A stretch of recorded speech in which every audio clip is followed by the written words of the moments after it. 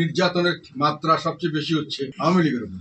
কাজে আওয়ামী লীগের একটা নির্যাতিত অবস্থানে আছে, আমরা নির্যাতিতের পক্ষে কথা বলছি, কাজে তারা আমাদেরকে সমর্থন করতে পারে, এটা রিহ্যাবিলিটেশনের ব্যাপার নয়। এই মুহূর্তে জাতীয় পার্টি বজলুম মানুষের কণ্ঠস্বর, বড় ধরনের একটা ভোট ব্যাংক আছে আওয়ামী লীগের, যেটা যদি আওয়ামী লীগ ভোটে না আসতে পারে হয়তো জাতীয় পার্টিকে দেবে। এটা অপরাধ কেন হবে? তাদের অধিকার নাই ভোট দেওয়ার?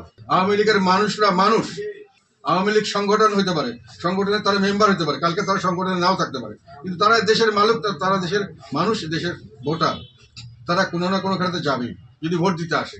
এখন জামাত চেষ্টা করছে এবং প্রকাশ্যভাবে চেষ্টা করছে যে আওয়ামী লীগের ভোট তাদেরকে আসে, আমি যেটা বিভিন্ন জায়গাতে পাচ্ছি।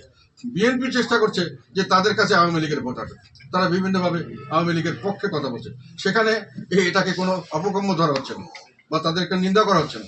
জাতীয় পার্টি যখন বলছে যে আমরা তো কিছু বলি নেই, মানে আশঙ্কা করছে ওনারা আমাদের প্রতিযোগিতা যে বড় ধরনের একটা ভোট ব্যাংক আছে আওয়ামী লীগের, যেটা যদি আওয়ামী লীগ ভোটে না আসতে পারে হয়তো জাতীয় পার্টিকে দেবে। এটা অপরাধ কেন হবে?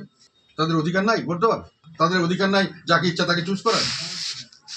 তারা রিহেবিলিট হবে কেন? তারা কি এই দেশের থেকে তাদেরকে বাতিল করতে হয়েছে? তাদের দেশের মানুষ। আজকে আওয়ামী লীগ আছে, কালকে আরেক দলে থাকবে, তারপরের দিন তারা রাজনীতি ছেড়ে দেবে অথবা অন্য কিছু করবে।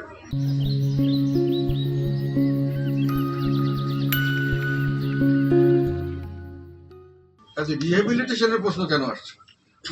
আর আওয়ামী লীগের নেতৃত্ব যারা করেছে, আওয়ামী লীগের সমস্ত নেতাকর্মী ভাই যারা এখন অসহায়, তাদের উপরে খালি দোষক চাপিয়ে দিয়ে যেভাবে অত্যাচার করা হচ্ছে, তাদেরকে কোনো মামলা ছাড়া, কোনো দোষ ছাড়া তাদেরকে পথে ঘাটে দেখে যেখানে অ্যারেস্ট করা হচ্ছে, এটা তো মানবাধিকারের গুরুতর লঙ্ঘন।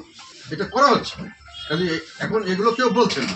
এখন আমরা যখন বলি আমাদেরকে হুমকি দামকি দেওয়া হচ্ছে, কিন্তু এরা এই লোকগুলো কথা পক্ষে যখন কথা বলেছি, ও যদি ভোট সেন্টারে যায় আমার প্রতি তার একটা সফট কর্নার থাকবে না? তো স্বাভাবিক। আমি সেটার জন্য করছি তা নয়, আমি মানুষের জন্য করছি, নির্যাতিত মানুষের জন্য আমরা রাজনীতি করছি, সেটাই আমরা তুলে ধরেছি।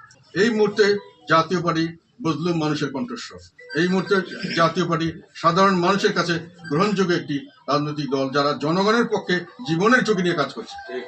কেন জনগণ আমাদের দিকে দেখবে না? ইনশাল্লাহ জনগণের শক্তিতেই আমরা বেঁচে থাকবো। আমরা কালকে নমিনেশন পেপার সাবমিট করছি, আমরা যতটুকু পারছি করছি, তারাও করছি। এখন একবার নমিনেশন হয়ে গেলে ওইভাবে সরাসরি কোনো জোট করার সুযোগ থাকবে না। হয়তো আমরা আন্ডারস্ট্যান্ডিং করতে পারি, সেটা এখনও ঠিক হয়নি, যেহেতু ওনাদের সঙ্গে আমার কোনো আলাপ আলোচনা হয়নি। ওনারা যদি কোনো জায়গায় বলেন যে এই জায়গায় আপনাদের ক্যান্ডিডেট উইক আছে, আপনারা আমাদের সাপোর্ট দেন, আমাদের কোনো জায়গায় যদি তারা বলে করে আমাদের কিছু ভোট দিলে আপনার ক্যান্ডিডেট পাস করবে, আমরা এই ধরনের আলাপ আলোচনা করতে পারি যদি ওনারা চান এবং আমরা যদি সুটেবল মনে করি।